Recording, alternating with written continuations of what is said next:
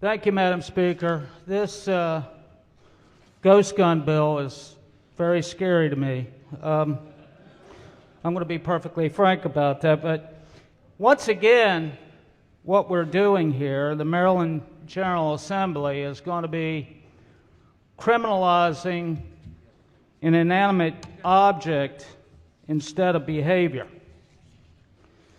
Instead of going after the root cause of gun violence, criminals, we're going to potentially punish thousands of law-abiding folks who purchase kits or blocks of plastic or metal and who fashion a gun out of that or just have a receiver for that matter.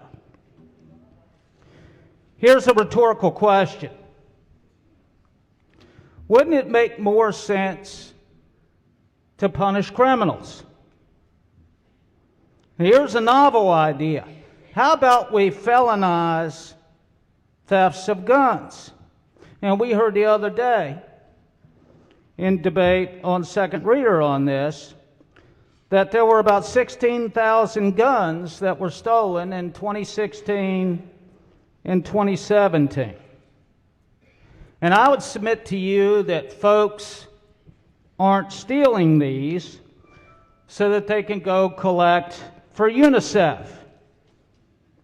But speaking of punishment, at a time when we're continuously hearing about the need to reduce maximum penalties in my committee, with this bill, when it comes to guns, we're going to go the other way. 3 years and or a $10,000 fine.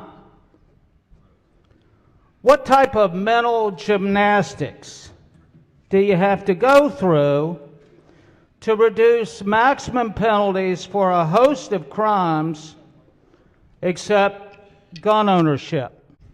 I just want to speak briefly why I'm against this bill. And my good friend from the Eastern Shore, if I remember correctly, it just came to me now. He had a bill or an amendment to this bill that I actually believe would make a difference in getting violent criminals off the street.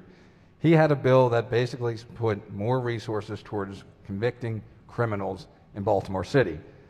I don't speak right now to try to knock Baltimore City, but I want to mention this has hit home very close to me when I lost a good friend a couple of weeks ago, shot and murdered in Baltimore City. I lost a family friend, shot and murdered in the city. And the Calvert Hall brother who was shot and murdered in the city just a few years back.